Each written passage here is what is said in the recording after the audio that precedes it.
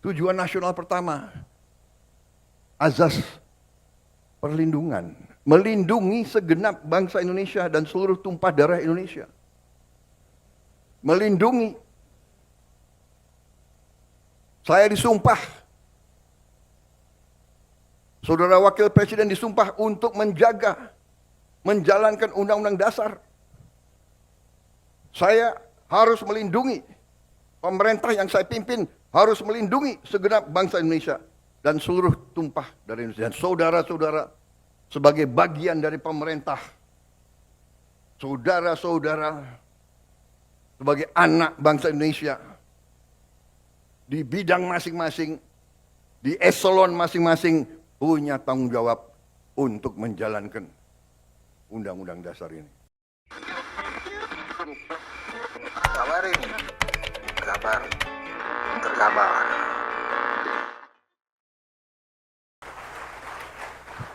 Saudara-saudara sekalian, dalam hidup bernegara ada beberapa filosofi bernegara yang bermuara kepada faham ekonomi.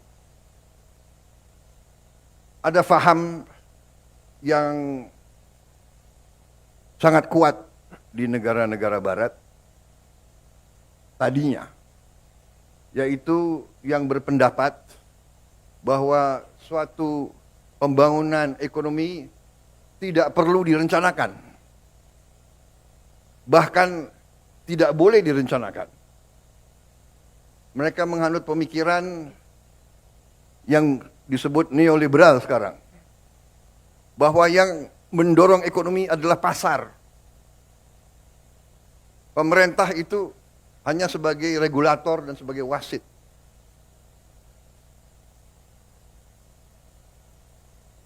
Bangsa Indonesia dalam Undang-Undang Dasar 1945, pendiri-pendiri bangsa Indonesia tidak menghanut faham itu.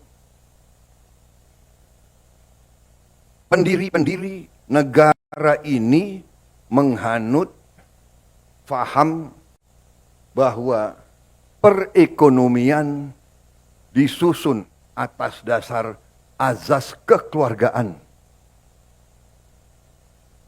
Pemerintah bukan hanya wasit, pemerintah bertanggung jawab. Pemerintah dipilih oleh rakyat. Pemerintah harus menjadi pengayom rakyat. Pemerintah harus jadi pemimpin. Pemerintah harus jadi pelopor. Pemerintah harus menjadi pengelola. Pemerintah harus memanage ekonomi. Pemerintah harus menjaga segala kekayaan bangsa Indonesia.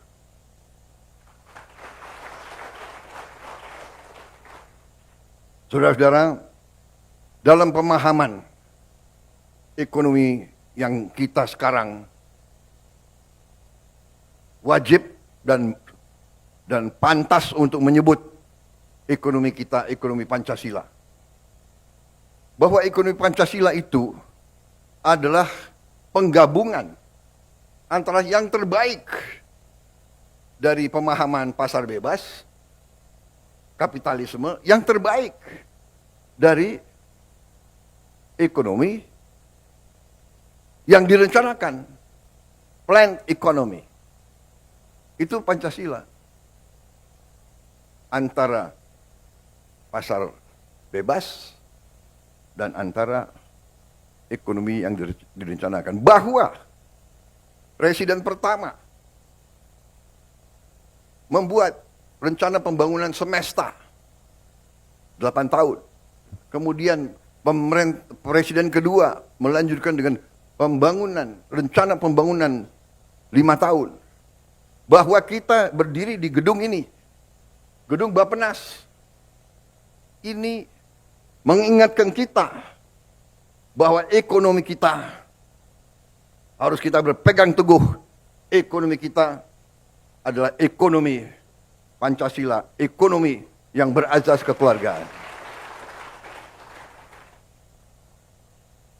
bahwa kita masih teguh, masih berpegang bahwa pembangunan harus direncanakan. Kita mengerti dan kita paham bahwa belum tentu rencana yang terbaik mencapai sasaran 100%. Tetapi azas kehidupan bernegara mengajarkan kepada kita tanpa perencanaan kita tidak tahu arah yang harus kita lakukan. Dalam setiap organisasi, dalam hidup swasta, dalam korporasi pun harus ada perencanaan. Apa rencana strategis kita?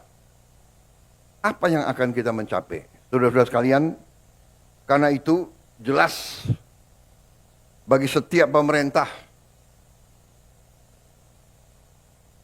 kita diarahkan oleh pembukaan Undang-Undang Dasar Negara Republik kita 1945. Kita diarahkan tujuan nasional yang ditetapkan oleh pendiri-pendiri bangsa kita, yang mendirikan bangsa ini melalui suatu pengorbanan, suatu perjuangan. Mereka merasakan imperialisme, mereka merasakan dijajah, mereka merasakan bahwa kita, warga negara Indonesia waktu itu adalah warga negara kelas 3, kelas 4.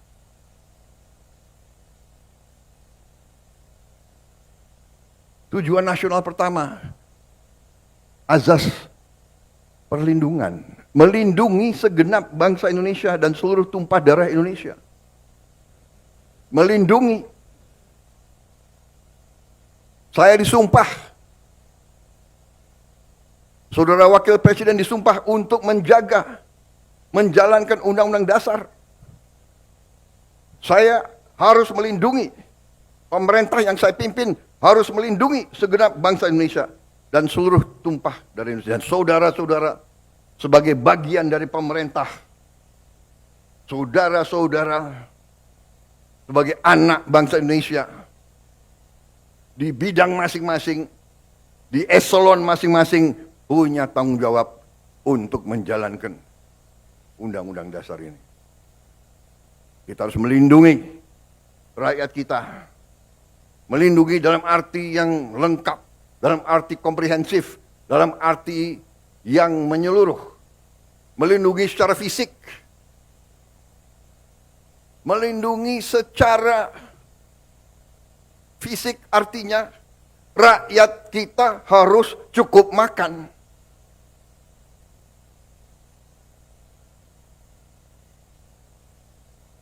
Melindungi secara fisik rakyat kita harus cukup makan. Melindungi segenap tumpah darah artinya kita harus swasembada pangan.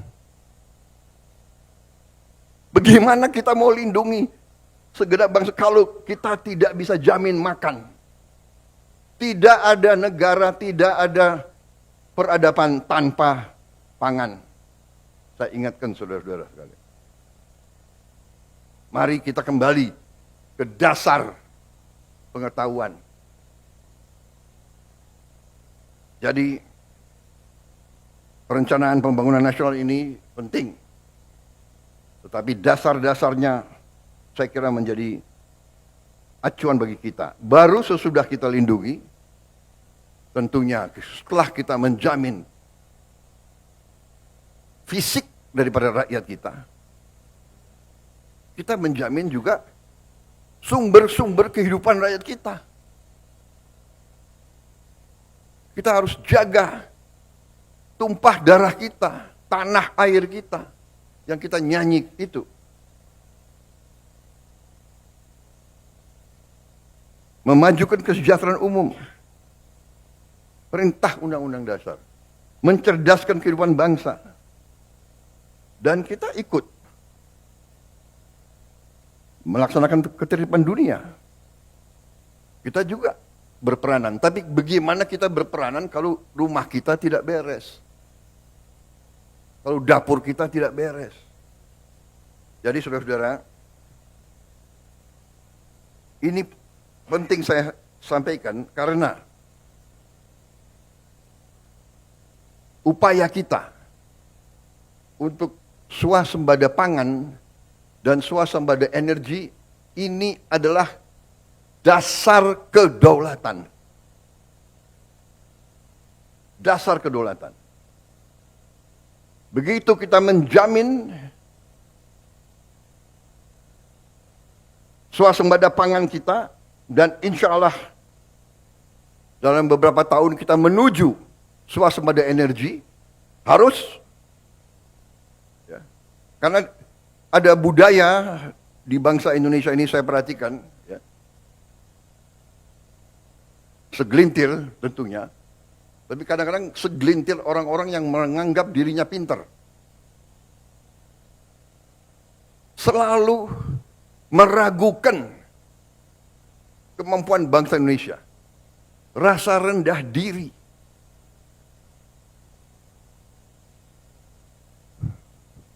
Punya gelar profesor. Sekolah di mana-mana yang terkenal. Tapi mentalnya masih mental rendah diri. Apa yang dilakukan bangsa sendiri selalu jelek. Belum kita bekerja sudah mulai nyinyir. Gitu. Ini, saudara-saudara, pemerintah yang saya pimpin tidak ragu-ragu. Kita berpegang kepada Undang-Undang Dasar 45. Kita berpegang kepada cita-cita pendiri bangsa Indonesia. Kita berniat baik, kita ingin memimpin bangsa ini dengan pemerintah yang bersih. Itu keinginan kita.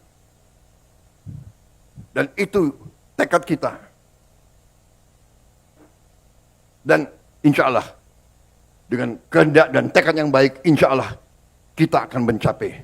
Indonesia harus mempunyai pemerintah yang bersih. Indonesia harus memiliki pemerintahan yang bersih. Saudara-saudara, berkali-kali di setiap kesempatan saya bicara, kita harus hentikan kebocoran-kebocoran. Menghentikan. Dan sekali lagi saya ingatkan, aparat pemerintah sangat menentukan. Aparat pemerintah sangat menentukan kebocoran-kebocoran untuk dihentikan.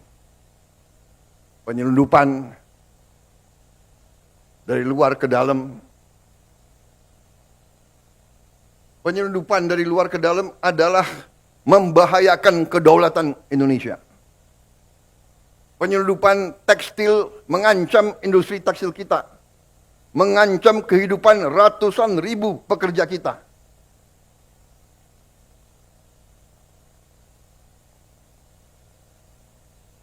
Saya nanti akan cari ahli-ahli hukum, apa wewenang yang bisa saya berikan kepada aparat. Apa kapalnya ditenggelamkan?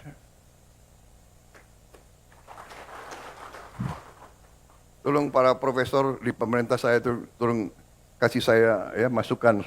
Nanti saya dibilang nggak ngerti hukum lagi. Gitu.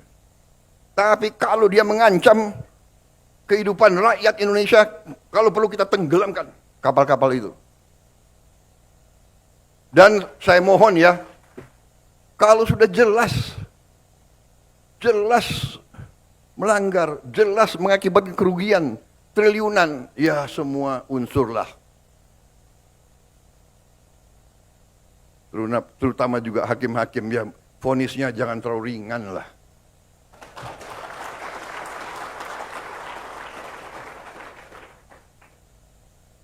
Nanti dibilang Prabowo nggak ngerti hukum lagi. Tapi rakyat pun ngerti, rakyat di pinggir jalan ngerti. Ngerampok triliunan, kalau triliunan, ratusan triliun. Vonisnya sekian tahun. Nanti jangan-jangan di penjara pakai AC, punya kulkas, pakai TV. Tolong Menteri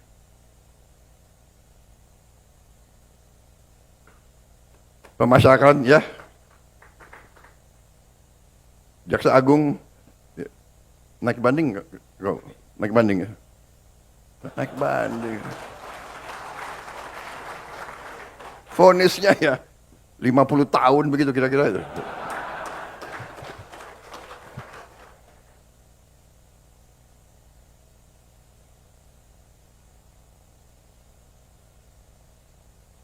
Kita semua, mari kita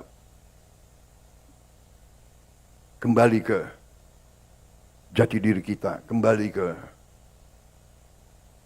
17 Agustus 45, cita-cita pendiri bangsa kita. Saya tidak mau nyalahkan siapapun, ini kesalahan kolektif kita. Mari kita bersihkan. Makanya saya katakan, aparat pemerintahan kita gunakan ini untuk membersihkan diri, untuk membenahi diri sebelum nanti rakyat yang membersihkan kita. Lebih baik kita bersihkan diri kita sendiri. Rakyat Indonesia sekarang tidak bodoh, mereka pinter-pinter. Semua orang punya gadget. Sudah lain, ini bukan 30 tahun yang lalu, ya kan? Ini bukan 20 tahun yang lalu. Jadi saudara-saudara, Musreng Bangnas ini saya gunakan kesempatan ini untuk tadi ucapan terima kasih dan ada kesempatan untuk diperbaiki, saya kira ya kan, masukan dari daerah-daerah, dan juga saya minta kebesaran hati, kebesaran jiwa kita semua. Rakyat saya yakin akan sabar. Rakyat kita rakyat yang baik. Mereka mengerti siapa yang di atas jalan yang benar, siapa yang tidak di atas jalan yang benar. Saudara-saudara sekalian. Jadi, marilah kita berbuat yang terbaik. Dalam arti perencanaan ini kita laksanakan dengan realisme, dengan hal-hal yang konkret. Ya. Terima kasih. Ada angka tadi, ya kita memang saya mencanangkan pertumbuhan 8%. Banyak yang tidak yakin dan tidak percaya. Ya kita buktikan. Belum tentu kita akan capai 8%.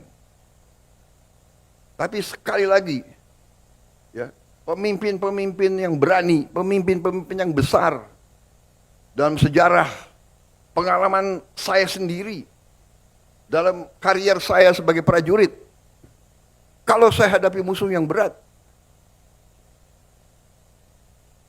saya harus yakin saya akan berhasil, saya akan menang. Kalau tidak, kita nggak berani berbuat. Bung Karno menyampaikan, mengatakan kepada kita, gantungkan cita-citamu setinggi langit. Kalau kau tidak mencapai langit, minimal kau jatuh di antara bintang-bintang. Itu memang istilahnya memotivasi kita. Kalau Belanda dulu mengatakan bahwa kita ini tidak pantas merdeka, tahun 45. Belanda mengejek kita. Apa? Kamu? Hei, orang Indonesia, hei orang pribumi, kau mau merdeka? Bikin peniti saja tidak bisa. Dulu kita dituduh bikin peniti saja tidak bisa. Tapi kita mau merdeka. Proklamasi kemerdekaan kita berapa itu? Mungkin tiga baris ya. proklamasi yang tersingkat saya kira dalam sejarah dunia. Iya kan? Hal-hal yang menyangkut pemilihan akan pokoknya administrasi belakangan deh, merdeka dulu, kan begitu. Tapi sekarang tidak, administrasi harus baik, ya kan? Kalau enggak dikejar BPKP, KPK, BPK, kita administrasi baik. Makanya ada Badan Perencanaan Nasional, ada Bapeda. Tapi saya minta kebesaran jiwa dalam arti ini. Ada prioritas kita. Ya, jadi mungkin KL-KL sebagian tidak akan mendapatkan anggaran yang dicita-citakan. Saat ini, nanti kita lihat perkembangannya. Ya, jangan ganggu Menteri Keuangan terus. Karena Menteri Keuangan itu bertanggung jawab kepada saya. Waktu saya Menteri Pertahanan, selalu saya dibatasi oleh Menteri Keuangan.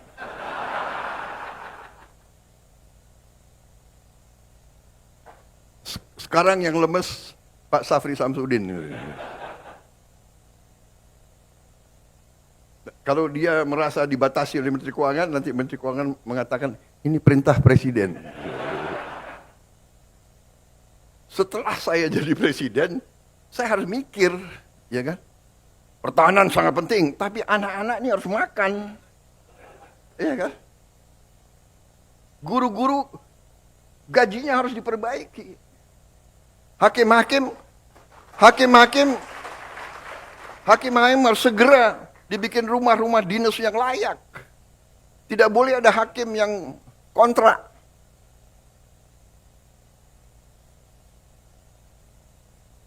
Menteri Perumahan ngangguk-ngangguk. Terima kasih Menteri Perumahan. Tambah rambut putih aku lihat kau itu. Baru 2 bulan udah. Tapi masih senyum, saya terima kasih. Jadi ini juga para gubernur, para bupati ya, yang ikut rapat ini melalui video conference, saya mohon juga jiwa besar dan kesabaran. Mungkin ada beberapa yang harus kita dahulukan. Tapi percayalah ujungnya nanti gubernur bupati yang akan merasakan. Contoh, dana desa adalah sekarang 1 miliar 1 tahun. Benar ya? Dengan program makan bergizi, ya, itu nanti uang yang beredar di desa mungkin akan naik 5, 6, 7 kali. Saudara-saudara sekalian. Jadi bukannya kita akan tambah, tapi melalui mekanisme yang kita yakin harus sampai ke sasaran. Harus sampai ke sasaran. Dan untuk seluruh aparat, seluruh eselon, ya, budaya markup, budaya penggelumbungan proyek dan anggaran itu adalah korupsi.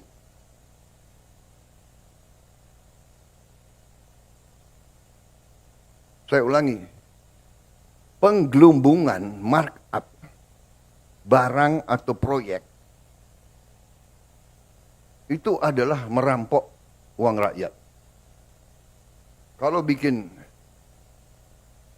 proyek yang nilainya 100 juta, ya 100 juta. Bikin rumah 100 juta, ya 100 juta. Jangan 100 juta dibilang 150 juta. Budaya ini harus kita kurangi, saudara-saudara. Bukan kurangi, maaf, harus kita hilangkan. Ya.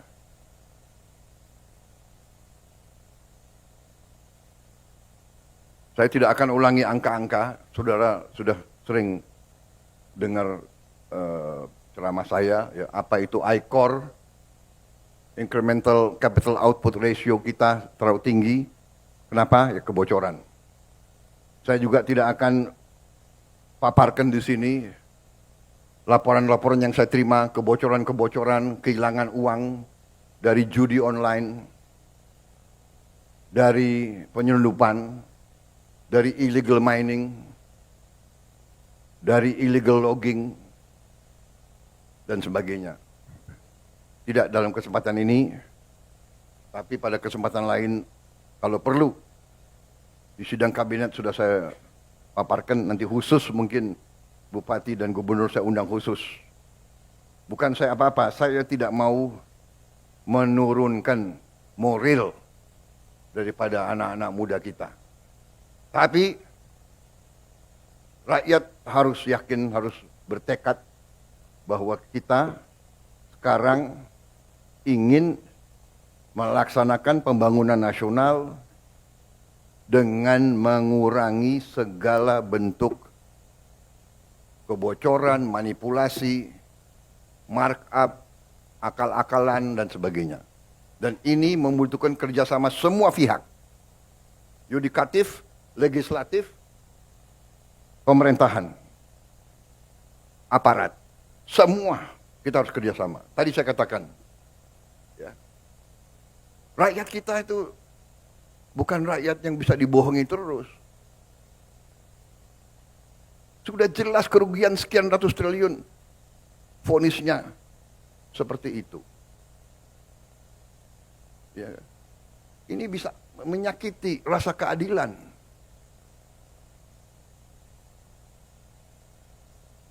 Ada yang curi ayam dihukum berat, dipukulin.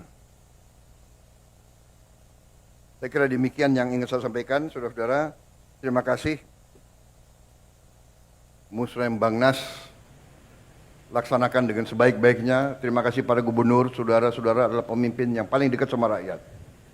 Saudara yang paling dekat, para bupati yang paling dekat, yang paling tahu masalah. Insya Allah dengan kita ngelola dengan baik, penghasilan untuk negara akan baik, real, dan tidak terlalu lama. Ya. Kita dengan tadi program digitalisasi, dengan e-government, dengan e-katalog, dengan GovTech, kemungkinan untuk penggelembungan yang gila-gilaan sudah sangat sulit. Sudah sangat sulit. Di semua KL kita akan melihat nanti hasilnya.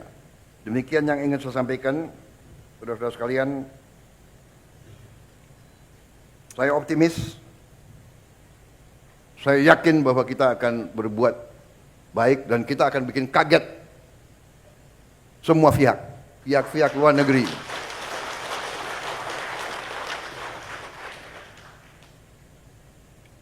Saya malah ditantang oleh ada pihak-pihak dari luar negeri yang tantang saya. Mereka yakin kita tidak mungkin 8%. Kalau mencapai 8%, saya akan dikasih makan malam gratis. Saya boleh pilih menunya. Saya akan pilih menu yang paling mahal. Tapi karena saya harus mengurangi berat badan, jadi bagaimana itu? Terima kasih Bappenas dan seluruh jajarannya atas kerja keras saudara-saudara. Terima kasih Bapeda, Gubernur. Kita melangkah menatap hari besok dengan gagah, dengan keyakinan.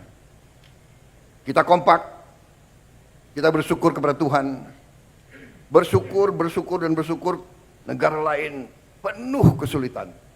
Negara lain penuh ketegangan, pertikaian. Saya sampai, kalau keliling luar negeri, saya sampai merasa banyak negara terlalu berharap dari Indonesia. Saya sampai ngeri sendiri, terlalu berharap, disangka kita ini sudah jadi apa begitu. Ya. Minta kami mohon ini, terutama mereka sangat membutuhkan kelapa sawit kita.